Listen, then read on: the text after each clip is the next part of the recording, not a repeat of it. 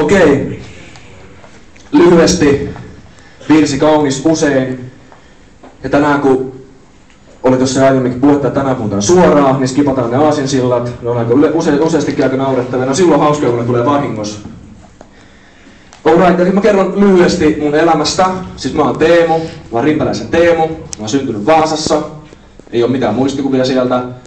Sieltä ollaan muutettu useassa eri paikassa Etelä-Pohjanmaalla. Isosta Kyröstä, Etelä-Pohjanmaan sydämestä on mun ensimmäiset lapsuusmuistot. Sieltä myöhemmin muutettiin sitten Nurmoon, Seinäjoelle. Siellä on mennyt osa lapsuutta ja varhaisnuoruus.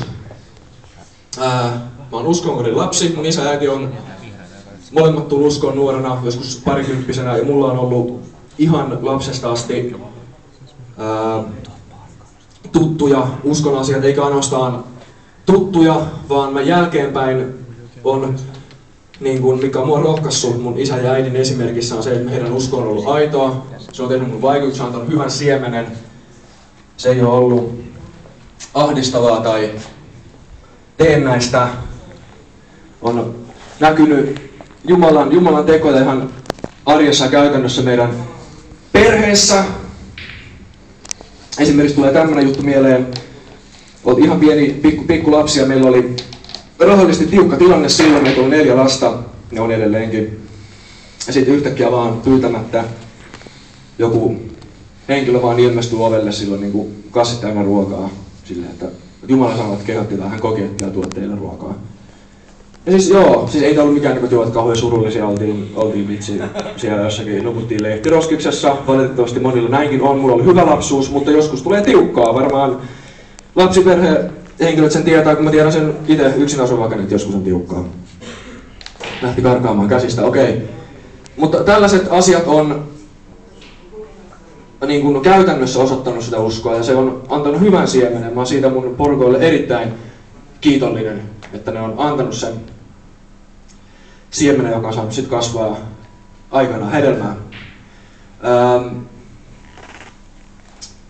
Niin kuin tuossa aiemmin, nyt kun tää menee videolle, niin mä en tästä enempää pystynyt sanomaan mitään. Mitä tuossa aiemmin puhuttiin, joka olitte tiedätte, niin poltettiin se se juttu, mutta unohdetaan se.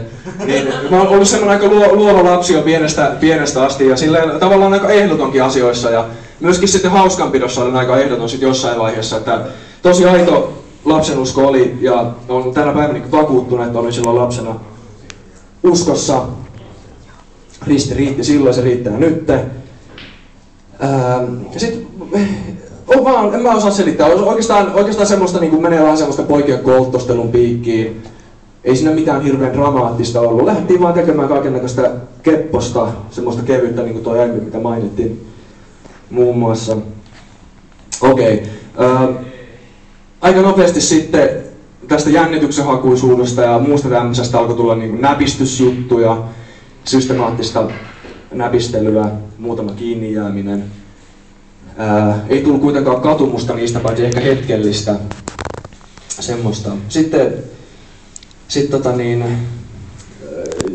vaikka voisi sanoa perinteisestikin, aika monilla nuorilla on vastaavia, että joku on vähän nostanut kaljaa, tai itse asiassa saattaisi olla muuten niin, että mä hommasin itse omat ensimmäiset kaljani, ei ole niinku sälyttämistä kenenkään niskoille mitään tämmöistä vastuuta tässä, että ei siinä mitään.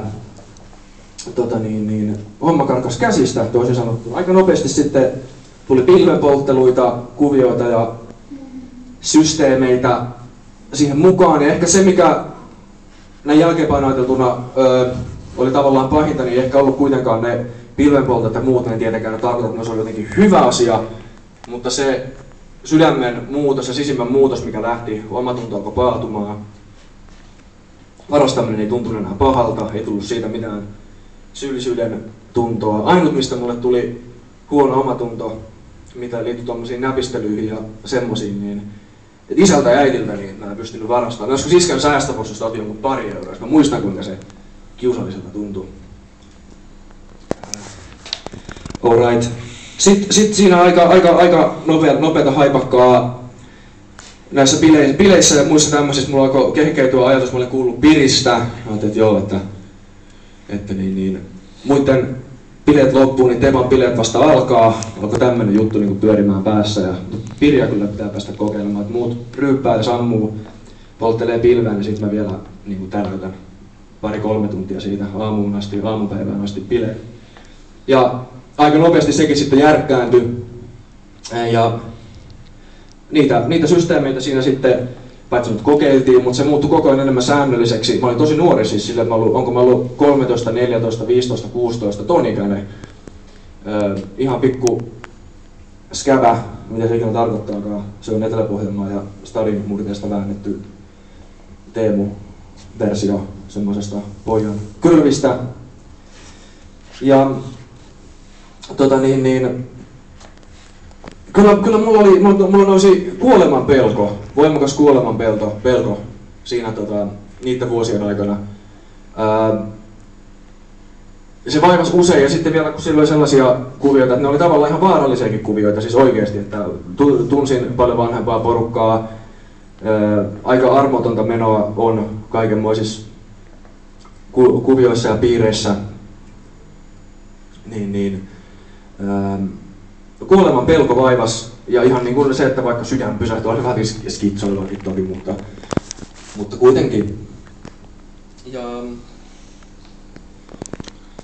mun veli oli tullut uskoon siinä jossain vaiheessa vähän aikaisemmin. Mä olin ollut silloin 16-vuotias poika. Ja Tommi oli sitten meillä kotona käymässä ja se alkoi mulle juttelemaan. Aikuinen mies, ei kaljoissa tai sekaisin muutenkaan, niin alkoi itkemään, että Teba, että sun tie vie tuhoon, että sun täytyy nyt muuttaa tätä kurssia ikään kuin, että sun tie vie tuhoon ja veli ja huoli näkyi, se oli rakkautta. Ja me juteltiin ehkä 15-20 minuuttia, puoli tuntia, en ole varma. Siinä oli jotenkin reissuja ollut justiin alla muutenkin sitten ja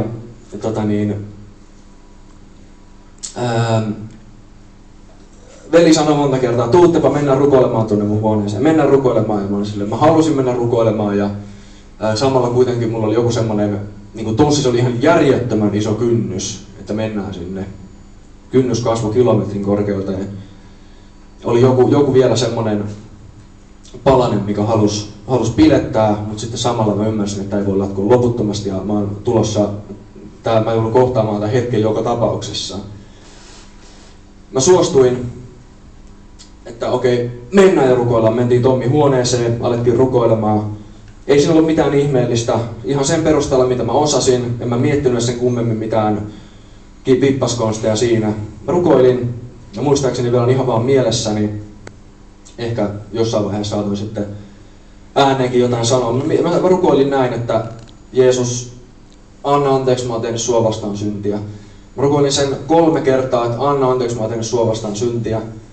Ja 3. kerran jälkeen, itse asiassa meidän isä kuuli evankelista, kun on ja kiertänyt kanssa paljon puhumassa ja näin paljon, tai siis tosi paljon, meni sanat takaisin ihan sama. Ja se kuuli, että jätkät rukoilee, niin hän singahti niinku vitsi ohjus sinne yläkertaan, että nyt jätkät rukoilee ja ovi lensi auki ja tuli saman tien sieltä rukoilemaan kans siihen tilanteeseen rukousavuksi. Ja sen 3. kerran, kun mä sanoin, että Jeesus, mä oon tehnyt sua vastaan syntiä, anna anteeksi. Mä muistan, se oli tavallaan jollain tapaa jopa niin kuin, se oli, en mä osaa selittää, mutta sen 3. kerran, kun mä sen sanoin, siis ei ole mikään mantra, että pitää nyt tietty määrä sanoa Jeesus auta mua, että sitten tapahtuu, mutta mulla se toimi näin. Sitten mä murruin, aloin itkemään ja se, mitä mä sen jälkeen sanoin, ainut mitä mulla oli sanottava oli se, että miksi mä oon jo paljon aikaisemmin tullut takaisin Jeesuksen luo. Ja mä ihan aidosti koin, että vähän mä oon ollut tyhmä. Miksi mä en ole jo paljon aikaisemmin tullut takaisin Herran luo? Mä olin viivyttänyt ja se oli hirveän iso kynnys, mutta se kannatti. Jos mä seikkaperäisesti selittäisin kaikkea, mitä sen jälkeen on tapahtunut, niin siinä olisi niin kuin teidänkin jokaisen story, niin siinä olisi paljon kerrottavaa. Mä yritin pähkinänkuoressa saada kaikki tärkeimmät, mä olisin yksinkertaistaa tätä mahdollisimman paljon. Se ei ole pelkästään se yksi hetki, tullaan uskoon, ikään kuin ripittäydytään. Se ei ole ripittäytymistä, vaan se on Jeesuksen seuraajaksi, opetuslapseksi lähtemistä. Se ei ole pelkästään anteeksi saamista, vaan se on myöskin anteeksi anto, mutta ei ole anteeksi antoa, jos ei ole ilman halua myöskin luopua synnistä. Tämä ei ole mikään sormella osoitus tai painostus ketään kohtaan. Mä tiedän justiin, että mulla ei ole sitä varaa tehdä. Enkä mä puhun nyt siitä elämästä ennen uskontuloa, vaan sen jälkeen etenkin. Risti riittää. Ei oikein ole muuta kuin antautua vaan siihen. Herra, tässä mä luotan suhun, sä oot kantanut mun synnit. Mä haluan niin kuin tehdä kompromissia tai jätän joku asian kanssa, mikä tiedän vaikka synniksi. Vaan Herra, että mä haluan antautua sulle, ei olla syntikeskeisiä, me ollaan Jeesus-keskeisiä. Jeesus on anteeksi antaja.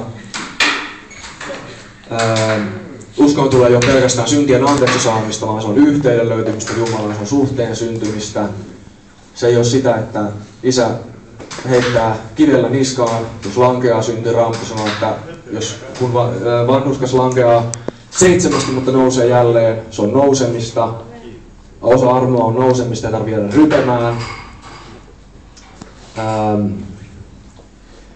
Parannuksen teko ei ole jotenkin hirveitä paineita, mitä otetaan omasta elämästä itsestä ja mietitään, että mä en tekisi tota ja tota syntiä. Tämä ei ole sääntökeskeisyyttä, vaan Jumalan armo kasvattaa ja antaa voimaa. Sen löytäminen on koko uskon perusta. Uskolla saa pyhän hengen. Okei, ei lisättävää.